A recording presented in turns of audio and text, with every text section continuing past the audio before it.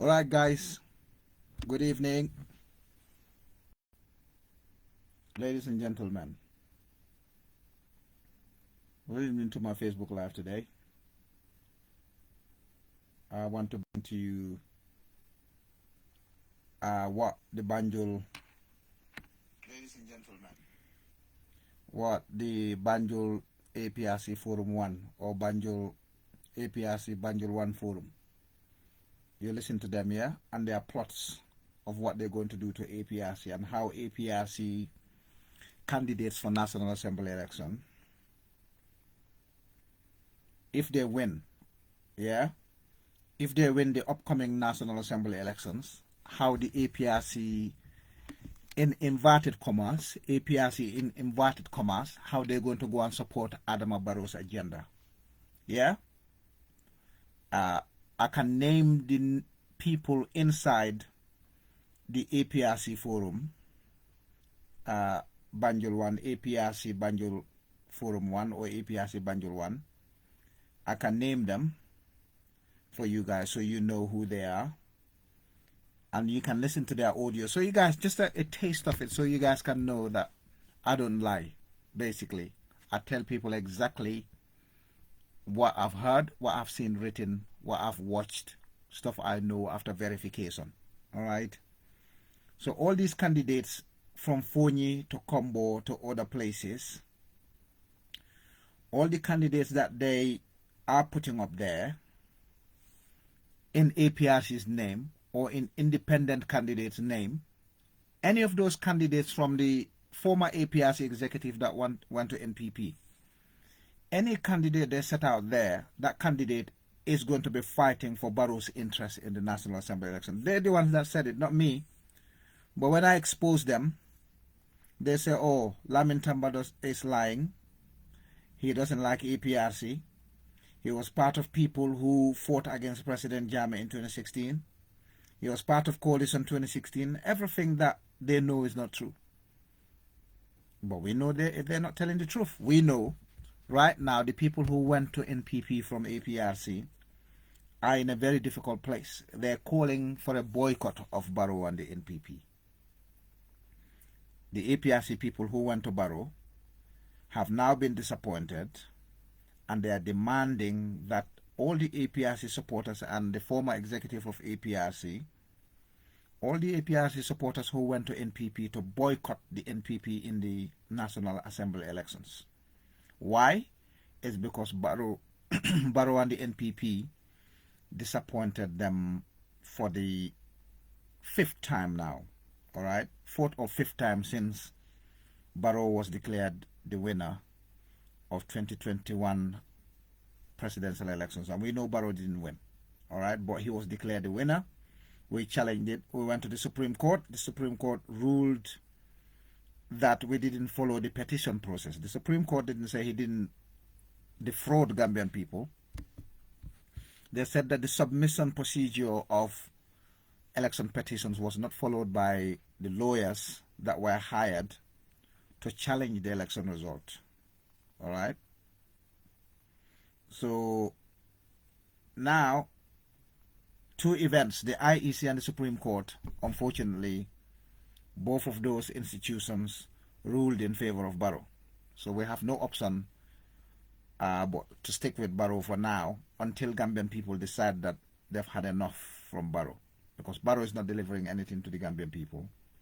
So I'm going to play a series of audio so you guys can listen, so you guys can know that I was not accusing APRC Banjul 1 Forum or APRC Forum Banjul, whatever they call it. I don't know what name comes first, but I don't want this to be an exercise of naming stuff. So you guys can listen to the audio yourself and you will know what they planned. So they're going to put the candidates up as APRC,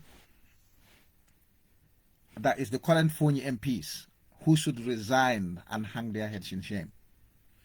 They're going to send the current Phony MPs back to Phony to contest because that's their last hope. They don't think they're going to get candidates anywhere else apart from Phony. All right. So now, Barrow told the former executive of APRC that I'm not going to allow you to contest anywhere without opposition. We're going to put NPP candidates everywhere. I can only allow you to put your candidates up in Phony. And who are they going to put up in Phony? The same APRC MPs who betrayed the party, are disloyal to the party, left the party to go and support Adama Barrow. Those are the people they're going to use to go and support Adama Barrow if they win in the National Assembly election. So therefore, the interest of APRC will be killed completely if we allow any candidates that were put forward by the former executive of APRC, if we allow any candidate that they put up in Bundung, in Joswang, in the Phony constituencies or anywhere else, if those candidates win the National Assembly election, if those candidates win in April, those candidates will be NPP candidates. And the Phony MPs you must not vote for, I would have thought these Phony MPs would have resigned now, knowing that everything we told them before the election has come to pass. It became a reality. All right. So you think if people had some sort of integrity, some sort of pride, some sort of shame, those MPs from Phony, Alaji Sankon Jame from Phony Jaro, Kadi Kamara from Phony Bondali, Musa Amol Nyase from Phony Kansala, Momodu Kamara from Phony Bentang, and Sunkaru Baji from Phony Barafet. You think by now they'll be saying to Phony people, you know what? What you guys been telling us is true. We didn't know it was going to come. We trusted Barrow, despite the several warnings that you guys have been sounding before us. We trusted Barrow. We followed him. We helped him secure a second term fraudulently. He's betrayed us 4 times, 5 times since the election results were announced. The first betrayal was NPP said, with or without the APRC, they would have won the presidential election. And the APRC said, no, without us, you wouldn't have won the presidential election. Push and pull. So the APRC got up and said, oh yeah, part of our agreement with the NPP, the Memorandum of Understanding with the NPP, was for us to basically reconcile former Jammeh aides and Jammeh and bring them back to the Gambia. So therefore, the first batch of our reconciliation talk is coming back from Equatorial Guinea. We knew it was a lie, but we went ahead with it. We waited because we knew there would be disappointment. Oh, General Saul Baji, Landin Tamba and Musa Baji are coming back with 10 others from Equatorial Guinea. We negotiated for them to come free, amnesty. They landed in the Gambia. What did Barrow do? Barrow and his government arrested them, jailed them for 6 weeks. Betrayal number 2. Betrayal number 3. Barrow's inauguration, APRC wasn't invited until the last minute. It's like the inauguration is tomorrow. APRC only got their invite around about 10 o'clock at night, 11 o'clock at night, the eve of the inauguration. They got given no vehicles, no money to transport the APRC supporters they took with them to Barrow, to the inauguration of their own president, Barrow. So they said, oh man, what did NPP do? They've disrespected us. The whole APRC, KMC, they only gave us 50 tickets to the inauguration. Imagine the APRC, a party of 400 and something thousand or 200 and something thousand. We only got 50 tickets to go to the inauguration. Barrow didn't give us any money or any vehicles to transport our supporters to the Independence Stadium for his inauguration. Betrayal number 3. They went in the media, they were in the WhatsApp chat groups, arguing between themselves, talking about whether it was the time to pull out of the fake alliance between the former APRC executive and NPP, an alliance or a memorandum of understanding that no one has set eyes on. And their own supporters who went with them to NPP are raising the heat and asking them to show them a copy of the memorandum of understanding that they signed with the NPP.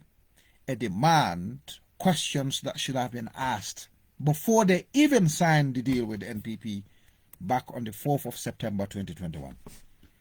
That's the copy that I demanded myself, Lamin Tamba.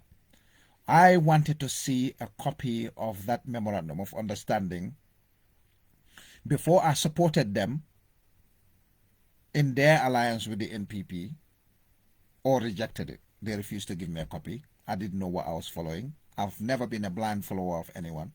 So I decided I'm not going to follow you to the NPP because I haven't seen any document. How do I know you've negotiated something sensible with Adama Barrow and his NPP, knowing fully well that Barrow has got a history of betrayal, that Barrow has got no capacity, that Barrow is spineless, that Barrow is not in charge of his government?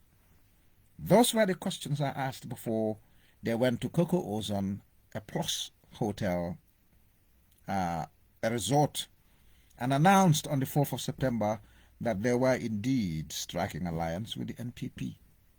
No document shown, no details shared formally. It was all word of mouth. But now we know that it was actually all word of mouth, because the chairman of NPP, national chairman of NPP, told them something they didn't like. They said what he said was bogus.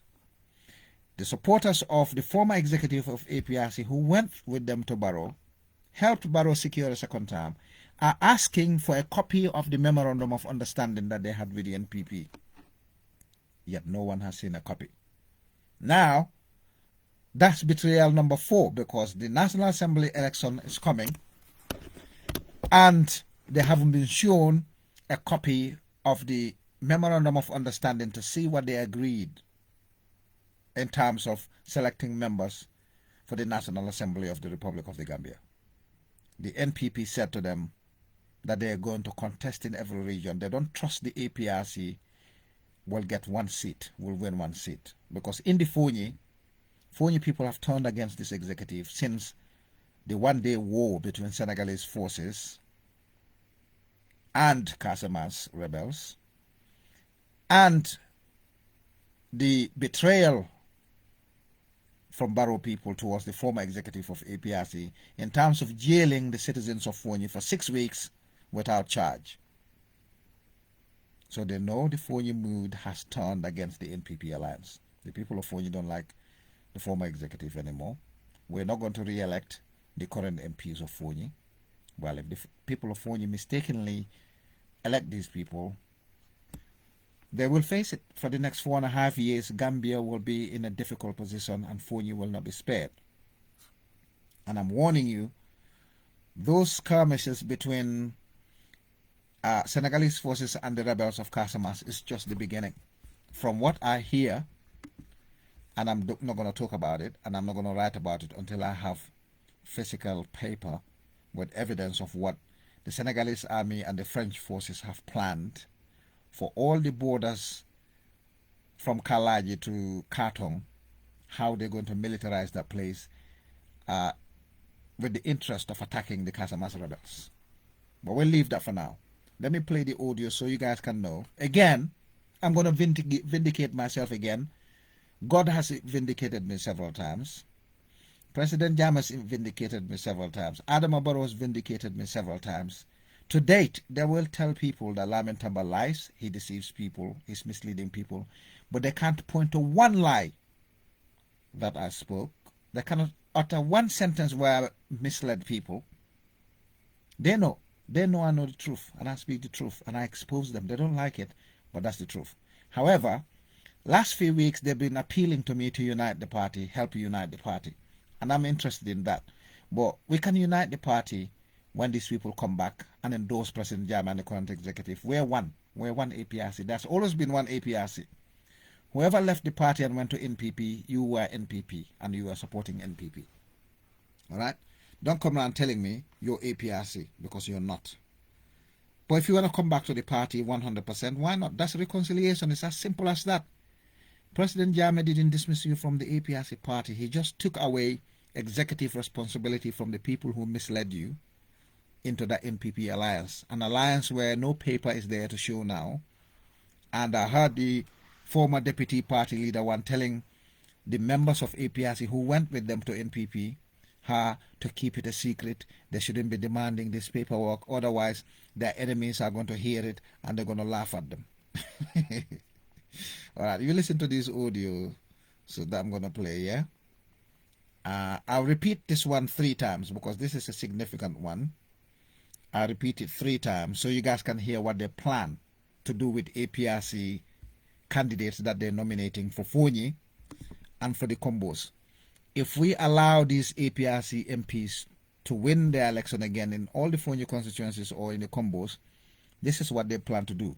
And I think this came from Banjul APRC Forum 1. But you'll hear the real name in a minute. Just listen to this audio. I repeat it a few times. Thank you. Central. Oh, let me repeat.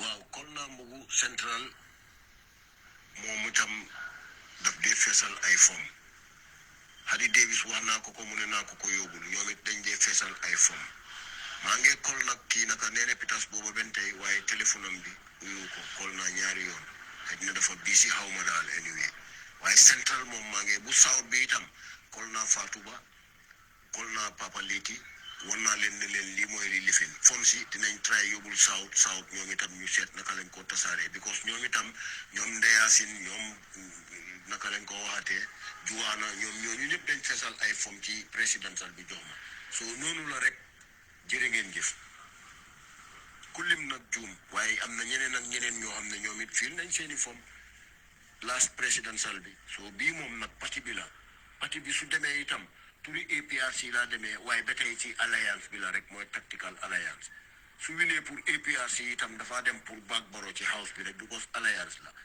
so jere ngeen jëf. Wow, joko dégandor ba ma repeatat audio bi pour ngeen xamné Lamin Tamba du dé fen awma joti fen yeah man luma xam la dé wax luma xam la dé binda luma déga la dé binda te bala ma binda lu serious dama dé verify dama dé check 1 2 3 people ma laaj leen da lii lu ma dégga ni déggalanda am na ñu leen di tuumal wala am na ñuy fen. I don't have time for fen awma time pour yaaxa deri nit yeah loolu duma njëriñ dara. I never engage in anything loo xamante ne duma yóbbu kanam. It will not give me anything. But I'm repeat that audio and I'll go to the other audios. So this is what they're doing basically, yeah? I'll go to the latter part because that's where it's talking about how they plan to put candidates up for APRC. But these candidates will actually be fighting for Barrow's agenda. Where then is APRC's future? And these people will always say, oh, ñun future party la ñoo xeexal dañ bëgg a party bi dëgër party bi jëm kanam. Party bi yaa ngi ko plan pour rey. Yeah, yaa ngi am plans pour rey party bi nga naan nit ñi ne future party bi nga xee na nga bëgg a dooleel party bi na nga bëgg a party bi am future mu am doole mu jëm kanam naka la moo jëmee kanam soo winee MPs National Assembly members si turi APRC nga jël MPs yooyu olbati leen def leen MPP candidates loolu naka la moo yóbbee party bi kanam. What are these people talking about? Sometimes they talk as if they're high on something. I just don't understand some of these people. You're saying you want the party to go forward. You want the party to be strong. You want the party to prosper. But then you're trying to kill the party in support of another party, a baby party, that's got absolutely no record of development in the Gambia. You understand? Let me repeat this audio. I'll go to the latter part where he's talking about their plans to put up candidates in the name of APRC, but those candidates will be fighting Barrow's agenda, basically. Yeah? So, basically, APRC will not have candidates fighting for APRC anymore. The future of the party is under threat. You guys listen. And I'll play the other audio so you can hear it. These people are full of rubbish.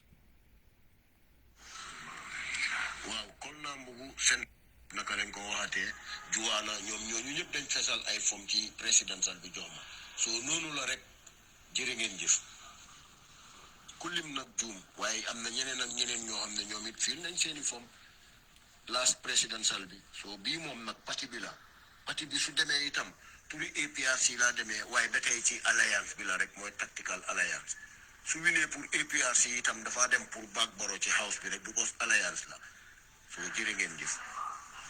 Wow, APRC opposition party. Yeah, opposition party, very patriotic, Pan-African, development-oriented party bi mooy dem National Assembly election pour dem support agenda Barrow ngir lan seen own personal interest because xam nañ ne Barrow mënut xamut. Yeah? So they're going to go in there, Barrow du liggéeykat. They're going to go in there and support Barrow's agenda. For what? What are you going to get out of it apart from destroying the country? You see, now, between them, and when I expose them, see Banjul APRC Banjul 1 Forum, or APRC Forum Banjul 1, or APRC 1 Banjul Forum, whatever name they call it. Let me even find the name so we can get the right name, because they said Lamin Tamba calls the name of the forum wrong. That's their biggest concern, that I'm calling the forum the wrong name. Let me see what it says. Assalamu alaikum, APRC Banjul 1. Ajaratu, Manuela Buba. Ajaratu ya neka si diga. Yo mi under APRC, under Honorable Fabakari. Ya neka si diga. Ñi am ne ñu ngi naan ay notu alliance yi. Degal na fi hay. Defal degal na fi habi. Wa baba play ngum audio bi ngeen dega ko. Ñoko degandor. Mu ngo. Ya UDP len ko ñi nekkon di dox dara ci mayni nit yi moy ne yëfi idea UDP ak li nga xam ne dina néewal doole président Jammeh dina tax da nga xam ne condition bu bon boobu ñu bëggoon a indi loi boobu nga xam ne danoon tax ñu nekk di sonal yaay Jammeh wala ba du fi ñëw o ñëw bu ko koot ñooñu nga xam ne ñoo UDP ak nootu alliance boobu ñoo nekk si loolu kon nag bul mboolem ñi nga xam ne ñu ngi naan ay nootu alliance gis nga li leen Barrow def Barrow orang bu fi kenn ñun du ben Fabakary d'accord Barrow bañ signé ba léegi dañ na sax lañ sign duñ ko wax because suñ ko waxee naa fexe dinañ ko yaaxa kon nag loo xam ne ñu ngi ko sign ñu ne naa fexe dinañ ko yaaxa kon foog naa na seen xel do affaire bi dafa yaaxu ba pare suma waaj affaire gi yaaxu na ba pare di lan moo desaat Barrow mu ngi leen disappoint 5 times léegi mu ne yéen seen APRC parti bi foo ñi rek nga mun a contester foo ñi doo leen fa win dara yaa ngi maa dégga nga wax nit ñi ne affaire si bu yaaxu na ba pare maa ngi gis seen own nit yi ñu ngi binda ne da ngeen war a boycott NPP si National Assembly election bi seen own nit yi ñoo nekk di binda léegi ni ñu ne APRC ñu demoon NPP noonu si presidential election bi nañ leen a groupe ñu ñëw benn place ñu boycott National Assembly election bu ñu jox NPP benn karta ba pare ñu ngi encourage APRC candidates yi independent candidates yi ñu ñëw oppose NPP candidates so yéen seen tactical alliance bi anamum yaa maa dégga ñu ngi waa mbiri let me play you this nga dégga naka la ñoo discussé Lamin Tamba indi Banjul Forum déggul leen man maay seen problème because ñii bëgguñ wax kat dégga soo waxee dégga nga expose seen dirty plot si dañ la dee discuss naka la ñoo assassinate sa character as an individual rather than confronting the truth or ñu prove la ne yaa ngee fen duñ dee prove loolu because dañ dee xam ne yaa ngee wax dëgga so they know I'm telling the truth instead of confronting what I said and debunking it and proving me a liar they can't do that because they know what I write was true. I hear things for real before I write them and I verify before I go ahead and write them. These people think I write randomly. I don't. So let me play it in Banjul Forum. You hear what they're talking about. Lamin Tamba day and night. Yeah, you listen. Banjul wande man forum bi rek la xam so Lamin Tamba mu ne dafa am ñu nekk ci groupe bi ñu wax ne Fabakary Tombong Jatta candidate ci mtana ñu ci winé lu ñu xex muy agenda Barrow ak NPP mu ne fi leen ko waxe nga groupe bo gis am na sétane bu fa nekk ak Iblis doomu Iblis ñu fi de Mickey maa ngi ni play na audio bi de audio bu wax loolu noonu ne loolu ngeen plan li ngeen plan la play audio be the same forum being our name Mickey, and that Mickey is a dogo little prince. He calls himself Aliuba on Facebook, and he's got another profile called Mickey Boy, and his real name is Bakaramo Drame, and he's got another name Aliuba on Facebook. He's the one talking about Iblis. But I've just played the audio so all of you can hear it. Yeah, so you guys know I don't make things up. These people they just can't handle the truth. But when you tell them the truth, this is what they do. They character assassinate. Lamin Tamba Iblis. Duma Iblis de dega la dewa. Dega mungo bama play audio bi bam je. Oh, where is it? Na audio bi bay lol. Mungi ne. Li moy APRC Barrow ak NPP. Moni fi len ko waxe. Nga groupe bo gis amna sétane bu fa nek ak Iblis. Doomu Iblis ñu fi de. Iblis bari na ay doom de. ñoom ne jaxase rek lañu def masi Lamin Tamba yi loolu lañu def dañu ñëw si forum jaxase foofu united ngeen nekk daal united leen noonu strengthening seen boobu bu baax a baax resistance nag dafa am doole. Mickey yow da nga bokk si plot bi pour rey APRC so nako gaa def secret ñu unite naka la ñoo nobee affaire si dégg naa di former beggars one of the brown envelope generals mu ngi wax nit ñi ne ñu nekk si APRC Banjul One Forum ñu delete audio si fa nekk noonu because nit ñi suñ ko déggee daf ñoo jox warning ne li ngeen pare pour def pour rey APRC waaw dafa am ku doon wax si forum bi ne audio si ni war leen koo bàyyi si forum bi because soo ko saanee si forum bi ni ngeen ko saanee si forum bi nit mun na koo share ñu mun a xam ne lii lañ plan pour def APRC suñ candidates yi ñoo taxawal in foo ñi indi combos agenda Barrow la ñoo xeex Barrow moo leen di sponsor Barrow moo leen di jox lépp lu ñoo niit pour campagne bi suñ winee ba pare ñu dem NPP yeah so ñu ngi caricature Lamin Tamba ma playaat beneen audio waaye yéen a ngi dégga Mickey mu ngi weedi lu ma waxoon waa boobu mooy woon first audio bu ma playoon noonu the same forum la jóge loolu la ñoo plan pour taxawal candidates in the name of APRC wala independent ndekete suñu winee in foo ñi dañoo xeex mbiri agenda NPP loolu lañ bëgg a def so maa ngi leen a expose one by one pour ngeen dégga duma yaaga nag because dama am leneen lu ma def after lii dama benn soxla bu ma toppatoo ji ma play second audio ma play two more audios ngeen dégga pour ngeen xam ne Lamin Tamba fenn waaye ñii ñoomi nen di APRC people ñu dem NPP ñoomi nen ñu ngi xuloo fu mu nee ni ñu ngi demand boycott of NPP and rightly so dañu war a boycott NPP they should come back to APRC 100% because NPP du leen yóbbu fenn Barrow du leen yóbbu fenn Barrow du yóbbu Gambia fenn. But you guys listen, let me play the second audio. Now, I'll stop this one. I'll play the next one because the lady was talking sense. She was not part of the plot. But let me go to this one. Third one, you hear what they're saying about Lamin Tamba. Assalamu alaikum APRC Banjul One ma nuyu ñëpp rek mugu li nga wax dëgg la kii wax noonu fake la ba pare borom fake la aha yaa ngi dégg ñu ne man lu ma waxoon fake la waaye boobu first audio bi is from their own forum so how is it fake ñoom ñoo ko binda ñoom ñoo ko wax si seen forum bi how is it fake ba ma play ngum audio bi all of it so you can listen li Alaaji Malik wax rek mooy ñi nga xam ne ñoo noon yaaxa dere président Jammeh 2016 2015 waaw Alaaji Malik mooy Malik Mbay beneen NPP supporter ñu bàyyoon noonu APRC dem NPP another nafiha but I'll come to it. I'll play his audio too so you can listen to it waa déggul leen kii ni ñoom Lamin Tamba nekk si diaspora bi ak ñoom baytulaay ñi nga xam ne ñoo doon gën a yaxa Yaay Jammeh ñoo bañ Yaay Jammeh ñëw si réew mi moo tax ñu xam ne ni ko sëñ bi waxee rek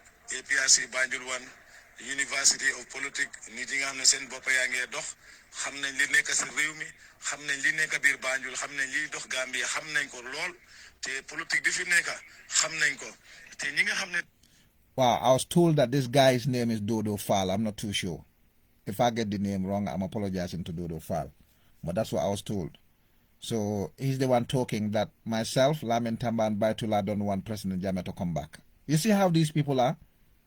They lie and lie. They lie day and night. And these are the same people who go to the mosque and pretend to be praying 5 times a day, reciting big ayahs from the Holy Quran, swearing by the Holy Quran, and the next minute they're lying.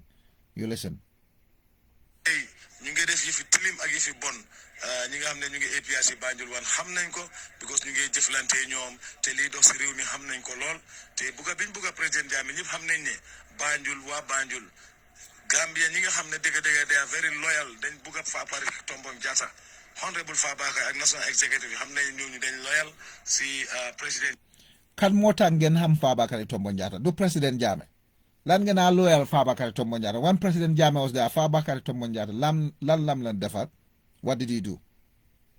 So instead of talking about loyalty to President Jammeh ngeen baña dem NPP da ngeen jël seen boppa yóbbu seen boppa NPP ba pare ngeen naan da ngeen loyal to President Jammeh and APRC wala yaa ngi olbati sa wax bi nga ne you're loyal to Fabakary Tombong Jatta because da ngeen rus ba ma continuer audio bi ngeen dégga te ñoo tamit ñoo jàppale pour gis ne président Barrow na dem ndaxte su demee président Jammeh président Barrow dinañ mun a ànda inshallah ba ñun mun a réconcilier réew mi ñu nekkaat benn te xam nañ ne waa Banjul wan ñu ngi taxaw si loolu nguur gi ñu ngi ko yëkk ñii di APRC ak ñi nga xam ne bugg a Gambien si yëpp xam nañ waa Banjul wan si liñ taxaw ak li ñoo wax li ñoo dox gis ne réew mi na nekk benn gis nañ ko si présidential bañ ci taxawee ñun ñëpp gis nañ Adama Barrow jàppale bi ko APRC jàppale ak Adama Barrow tey xeex biñ ko noon xeex ñun gis nañ ko fan la tey naka la wine elections te yëfi député yi tamit APRC mboolem ko xam ne yaa ngi support Fabakary ñun mel ni time yaay jaame la woon xamuñ independent APRC amul fenn te ñun loolu duñ ko mos a support te ñun ànduñ ci APRC bi Fabakary Tombong Jatta jiite nga xam ne moom la président Jammeh nekk ñun ñëpp moom lañ nekk ñun ku taxaw si APRC support nañ la ànd nañoo yow te xam nañ ne di seen APRC boobu ñoo def alliance ak kii di NPP président Barrow ak yeneen partis yi te alliance boobu nga xam ne def nañ ko am na agreement boo xam ne ñu ngi ko denca inshallah dinañ doole président Barrow ba mu am doole si National Assembly bi nga xam ne xeex yi ñu ko noonu xeex loolu inshallah dina jeex tak ndax moom mii di président Barrow loi boo xam ne dugal na ko si National Assembly bi pour gis ne na président Jammeh ñëpp si nañ ko fay rights am na président Jammeh nekkaat kilifa si réew mi te inshallah loolu yëpp bokkan si loo xam ne kii di Fabakary ak National Executive ak ñun waa APRC ñu ngi si taxaw te noonu yi nga xam ne nag ne bugguñu yaay Jammeh ñëw ñoom ñoo nekk nag fi mu nekk nii di seet nu ñoo jaxase mooy idea UDP boobu nu ñoo jaxase président Barrow ak APRC nu ñoo boole Fabakary ak Barrow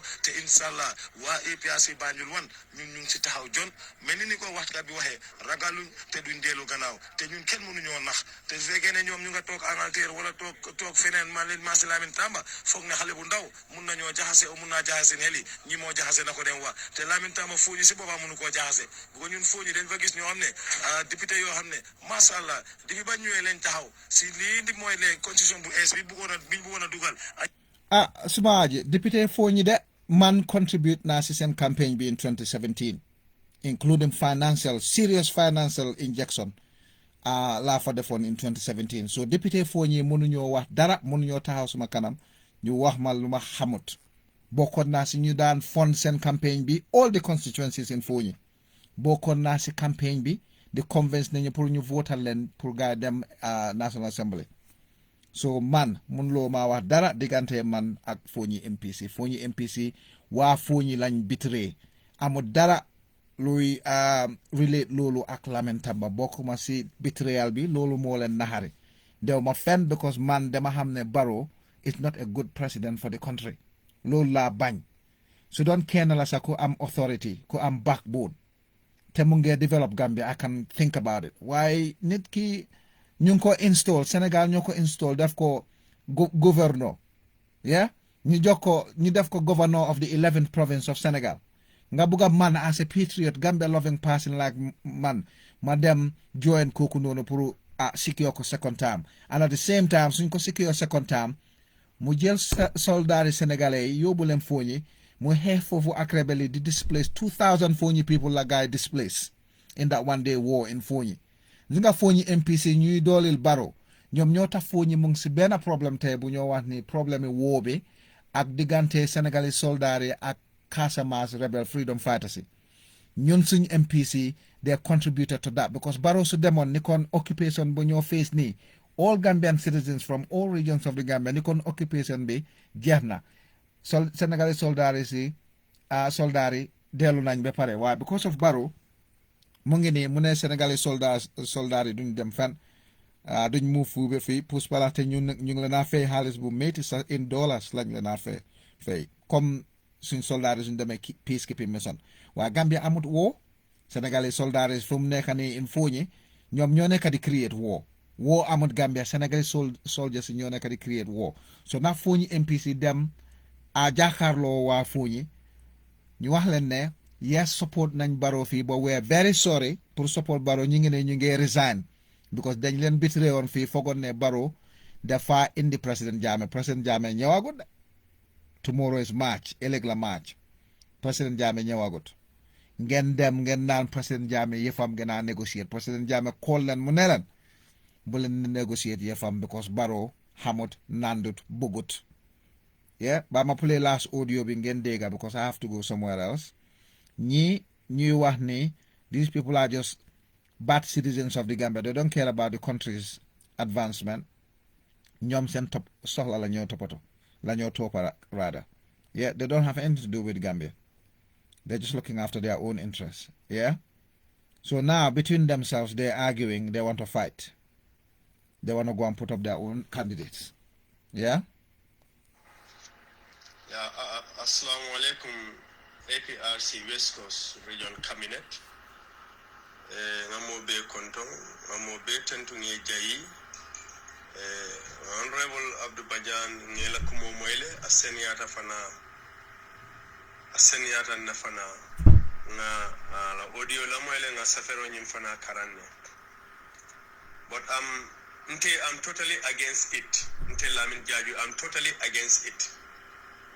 And regional executive committee, Mr. Chairman, Atandala ko warang asdaya lamay asalong ko. I for one, I'm not going to do it, and I will not do it. Then I will contest as an independent candidate in Brigamasar constituency. By no means, nobody can stop me. And then I don't want to talk to anybody as far as that is concerned. I'm going to contest as an independent candidate. Why leaving it for Phony and then in combo here now say no regular NPP? I'm not going to do it today. I'm not going to do it tomorrow. Conte, I'm out of your area now. Yeah, I'm standing alone now. I'll say all along. I'm not going to do it anymore. Thank you so much. Mbading atol tata NPP alko Barrow batol sembentu yala. Barrow bal dundila ala government okono. Na duntala ala government okono. Ase kodindingo sunyano pour ka APRC sembentu ya ka APRC la nyato finance. Yeah? Alia mera Barrow man doku wonode. Amanke doku lati. Amanke mansate. Amanke nkwa hamo tala, afero tala, alondo tala. Bare Barrow man stupid alonne ko atol konkotol le anoma. Plus, opportunism. Wale samba Barrow la side. Alonne Barrow ya alonne. Wala tina bal treat kanteng. I'll disappoint. From the very day IEC ko on the 5th of December, IEC ko Adama Barrow of the NPP is declared a winner. Jamfa commence ta wallet. Ha. Nga membe fali janni election obesil alko lamin tambateng. Fani afolalem. Aka mola sendo mola jahasi. Aka mola hakilo jahasi. Aka mol mislead. Amanke President Jame Kanolati. Ama like ke APRC ti lamin tamba mu UDP lati. Afele de. Nga membe fali. Wala be fundi kanang. Sangatol dambangol alko aka nyo boycott. Al yala independent candidate londe almang hangi kawop candidate fango kumandi APRC. Al Kunda West candidate londe instead of ka fowe ko amu APRC candidate le for Sarakunda West almang hangi wokela because al silata NPP la jani bala kopar ningola ka men soto jana la mane botol kuntula almang hangi kawofo yeah ka foko ha sam jata munna APRC MPT almang hangi alko womu independent lati ba Ibu Sonko handan competent candidate alko womu independent la alman hangi ka command APRC candidate munatina because NPP be la candidate o londe la je alman hangi ka baro niyo kuyande because nim Barrow kamfata aba lamani botol anin kopar ndingol alka men soto jaba kuntulal so alko aka mole london bundung we had a competent councillor in bundung na keta nun unite tele nun keta nun APRC kelenti Suleiman Jammeh is going to win Bundung clean. Na keta nun unite tele ngake APRC kelenti na candidate for Joshua ngabe winnalem clean.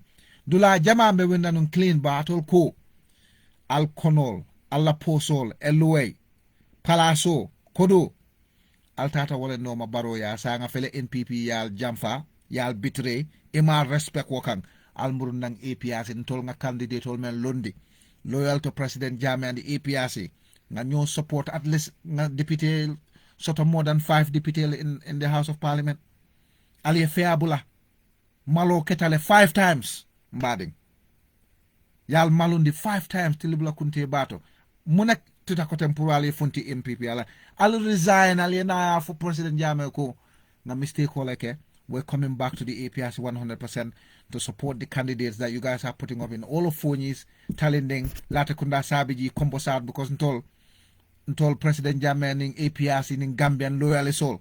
We have about 12 to 15 candidates Menawole Londila. 12 to 15 candidates Menawole Londila and Barrow man 4 million or din tolla. Barrow man 4 million din tolla. Barrow 4 million all ning second hand motol di atola 10 motol. Ntol ba contribute kang fangolie pour kana na candidate Londi. Ani be win lale ning ala kiti tala. Altata Barola lala kelema o lala kelebe doko ke kangalie MPP ko itol be candidate Londi la dula beto. Satol fela mang hangi ka APRC to fango ka ala candidate to. Munatina alma lafi Barrow e kamfa. Al ko atol mu APRC la ale party hijack. Al party ta murundi President Jammeh la police ngal dani la nga nyo sabo bula. Nyin kuo metale aketala tinyata. Nte Monterola wato murundi no la koma ngata nyato drong al wule al yal fang ji al yal fam ji al yafu mole ko al hakatu nyenga mistake ko leke mbe mo hada madingol latin ka mistake ko kele sometimes ni greedy tabake ibuka jero ke because dale ka yele bake aka fanule fo ake nyaadal biti ya moyle ngal won jannal buki lamoy alna ngake kelente ngana candidate nga cartel de la at least we'll have 10 to 15 APRC MPs in Parliament. I'm a late, but the nomination will be start on Thursday. Nalman na by Thursday nga kekelinti nga APRC candidate support.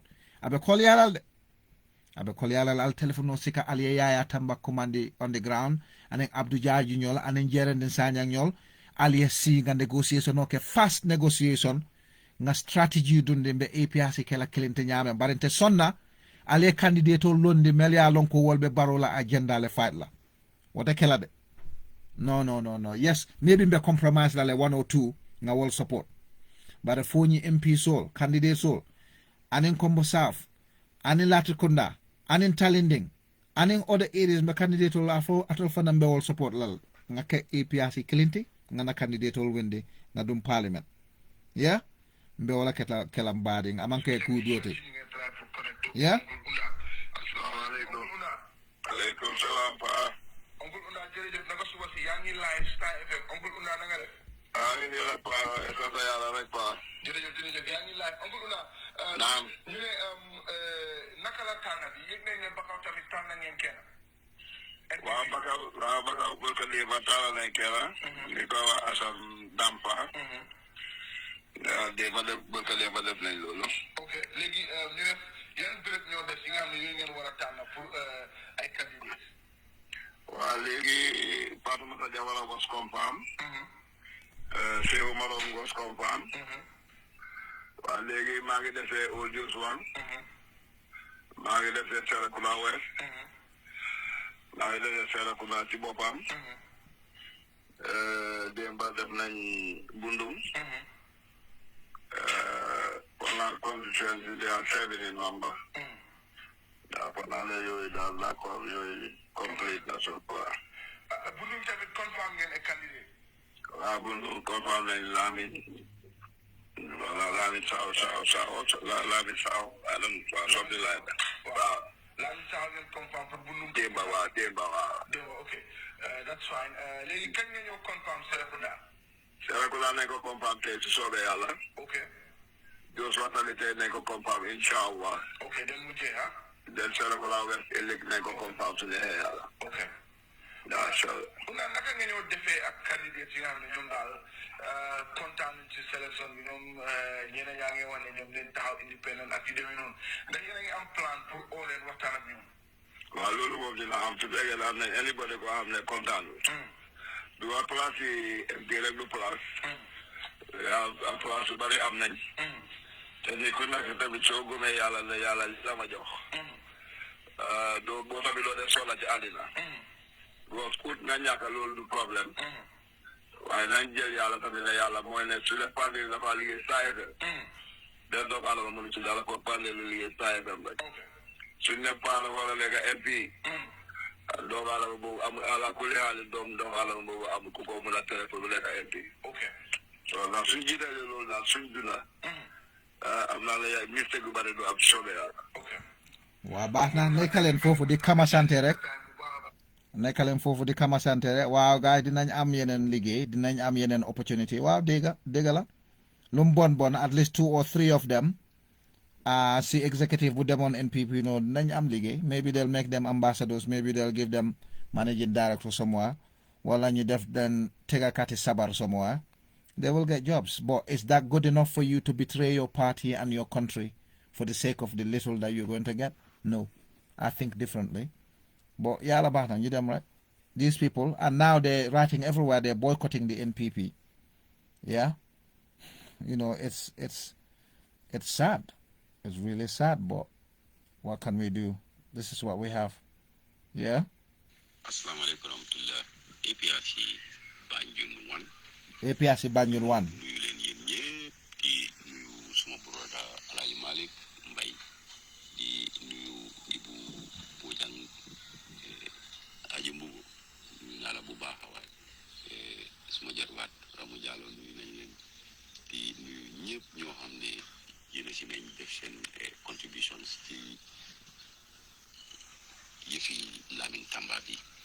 Lamin Tamba again. leena daal bugg naa ko leeral fii yàgg naa jéene ci biir forum bi di wax ne am bu koy sàngoo dëgg bi yi nekk ci biir forum bi ngi ne ñu nga jéene audio wala di jël ay stories di ko fabricate ne dañoo yàqa turi forum bi. Suba waajo fabricate ma de because play na audio bu jógee seen own forum te yéen a ko endorse nekku leen di weedi audio boobu weediwu leen ko moom fa loolu ngeen plan dafa leak rek dinaa play bu lantombong Tamba tam ngeen dégga lu moo wax loo xamante ne amut daf doon wax ne Yaya Tamba deputy party chairman of APRC daf ko saagoon in the meeting in Wasadong te saagu ko waa déggul leen kii for now. benn APRC political party lañu register IEC benn APRC la turam nekk ci nguur gi gisuñ fi beneen APRC so ñaari APRC daf fi amut Gambia fii because benn political party lañ fi xam muy APRC headed by Fabakary Keken Bo Tombong Jatta am ku mel ni Lamin Tamba nag man daal dama dee wax ne ñu ne waxi géeja sax moo ko tontu boobu xolof yi ñoo ko wax ñu ne waxi géeja sax moo ko tontu so Lamin Tamba du mun a distract tey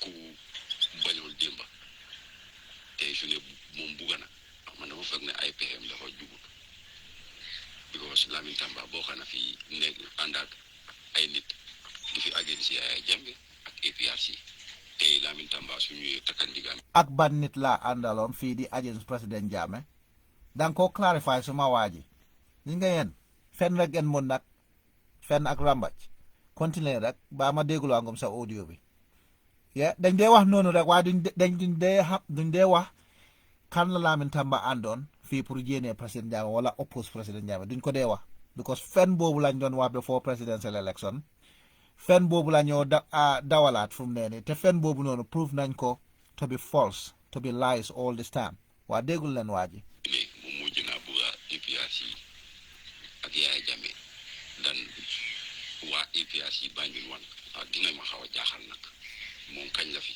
ci biir APRC forum bi muy wax nag APRC Banjul 1 moom nu ko bindee sax daf ko xamul because dafa xamul sa forum bi ñun dañ ne APRC Banjul 1 waaye waxuñ APRC Banjul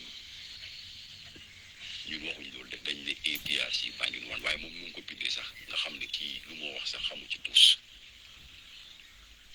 soo ñuy jéenee nag information di leen pass moom ñoom nañ continuer pass information dañ amut agenda te forum bi moom kenn mënu fee distract naa bandi ci biir forum bi ñun bu ñoo créer forum bi especially man mii di wax ni bu may créer forum bi maa ngi ko créer on the 19th of December 2018 taay boobu nag ana Lamin Tamba fan la nekkoon so ñun bu ñoo taxaw APRC Lamin Tamba fan la nekkoon man de December 2018 fekkoon na ma si biir APRC on the 16th of March 2017 laa join APRC so December 2018 1.5 year maa ngi APRC te time boobu noonu every APRC member genuine one xamoon na kuy Lamin Tamba waa waxal rek ñu dégg la. dafa am di waxi kesew am kañ man fooguma sax suma waa ji di waxi kesew de audio bi boobu laa njëkkoon na play fii pour ñëpp dégg ne lu ma doon wax dégg la yéen a ngi plan pour taxawal candidates yi so ñu wénee si turi APRC ñu dem National Assembly pour support agenda Adama Barrow te agenda Adama Barrow arrangé wut Gambia mu ngi difficult te ka baa ngi jafe dara neexut di dox léppaa ngi yàqu agenda boobu ngeen dem di support ñun duñ jox seen candidate si benn karta bu leen neexee ngeen dem support Barrow pour seen poste ak seen biir ak yu sew a sew yi ngeen dee am si Barrow loolu seen affaire la c'est your prérogative dafa mel ni yéen bëgg leen réew mi bëgg leen Gambia develop bëgg leen nit ñi faju bëgg leen dara luy yóbbu Gambia kanam waa dem na nag waxal rek ñu dégg la. ñu fi nekk nag ci biir forum bi te ñeneen ñi ñu xam leen te bokkuñ ak honorable Fabakary Tombong Jatta idea bokkuñoo moom jëmukaay ndax damaa ñaan nag admin officers yi nekk fii because ñu fi nekk te di jénnee xibaar ànd ak ñoom yàgg naa wax ne nañ leen jénnee gaay ci biir forum bi waaye lu ma jënaan naxari mooy sooy jénnee keneen di dugal loolu du tax forum dem kanam forum bi dañ ko ubbi strictly pour APRC ubbi wuñ ko pour nekk fii di ut ku ñoo neexal ñun utuñ ku ñoo neexal ñun lu yóbbu parti bi kanam lañ tal su dee neexalaate la kañ. yéen bëgg leen luy yóbbu parti bi kanam di comme que da ngeen bëgg a ñu win rek ñu change yéen kakataar ngeen niru na ngeen dee change color green to grey grey to green green to grey fu leen feewoo rek ngeen change jël color boobu so yéen bëgg leen parti bi jëm kanam this is exactly what I was saying earlier these people always say they want the party to go forward but you're killing the MPs of the party. Nobody's going to be representing the party and supporting it. At the same time, yaa ngi wax nit ñi ne parti bi interest am ngeen toppa pour develop parti bi pour parti bi mën a jëm kanam naka la moo jëmee kanam te yaa ngi rey lu dee dundal parti bi representation moo dee dundal parti bi loolu ngeen bëgg a jël jox ko NPP rey parti bi tak duñ nangu loolu. ñu neexal suñ njaboot bi waaye political party moom parti rules and regulation party principle soo nekkee ci biir parti te yow nga ne ànduloo principle boobu obviously yow doo doomi parti boobu. non principle betrayal bëgguñ ko. maa ngi appel ci admin officers yi yëpp mboolem koo xam ne xamee nañ la te nga ne yaa ngi ci that so-called Notu coalition camp bi te ñu ngi ci biir forum bi man wax naa leen ku ma seen nomba yi very simple pour buddi leen ci biir forum bi lu ndaw la ci man because man ubbi ko forum pour entertain fii yéen a façon yi rifraf yi ci biir forum bi. déggal mu ne rifraf. soo ci kaw loolu nag mboolem damaa ñaan waa forum bi yëpp mboolem ku fi nekk koo xam ne xam ngeen ne is part of that so-called Notu coalition camp bi te mu ngi ci suñ biir forum bi di APRC Banjul man soo leen ma seenee nombaam bi dinaa ko buddi ca biti because dama ko répétaat man nekkuma fi pour entertain rifraf man APRC political party laa gis moom a ñor. non APRC ñorut la because da nga demoon NPP waxal li nga wax rek APRC ñorut la NPP moo la ñor boo amul dara amuloo benn skill gëmuloo dara gëmuloo yàlla li nga def da ngaa dogo rek pour nga mun a am sa dépense daily dépense looloo tax gis nga political appointment bés buñ laa daaxa bés boobu nga frustré ba bugg a dee because dang dee xam ne amuloo beneen skill lu du dogo di incumbent pour mun a am sa ndawal ak yéenay so this is the problem and we keep telling you people ne Barrow dafa def li dafa la naa disappoint Barrow betrayal la ngeen bañ a dégg mu ngoog yéen amuleen benn APRC candidate fu mu ne nii apart from the Phonies te Phony tam MPs yooyu noonu ñu betray waa Phony dem NPP ñoo nekk di force seen bopp pour ñu taxawaat nañ dem na gaa dem taxaw. Yeah, we'll see what will happen. But anyway, I'm gonna end this here. I just wanted to play these things so you guys can hear. I got about 52 audios from the APRC Banjul 1. Yeah, I have about 50 something audio. I just don't have time to play them. But take this from me. Again, if I write something, it's not for the sake of it. I don't write to spite people. I don't character assassinate people. I don't go into people's private lives. That boy there, Mickey, who's calling us Iblis, is a school dropout, grade 8 or something, didn't complete grade 9 according to his friends. So the only way he can survive is going chasing people around, being their security. Yeah, that's his ambition. I offered him training several times, tuition fees to go and develop himself because he's got potential. And I like youth. I like helping the youth, developing them. But no, he wants to go and dogo. He doesn't want to work hard. He wants to be hanging around party officials to get the little that he gets from it, the prestige that he gets out of it. You know, his mentality and ours is different. So I've offered him help many times so he can go and develop, enroll back in school, get some certificates, and then develop himself further. No, he's there busy attacking Lamine Tamba, making audios against Lamine Tamba, writing against Lamine Tamba, doing everything he can. Yeah, it almost looks like they get self-gratification, some satisfaction, if they hear that Lamine Tamba has responded to their post or their comment. No, I've gone past that now. I'm not even going to respond to them. So anyway, ladies and gentlemen, have a very good evening. Thank you very much. I'll end this live.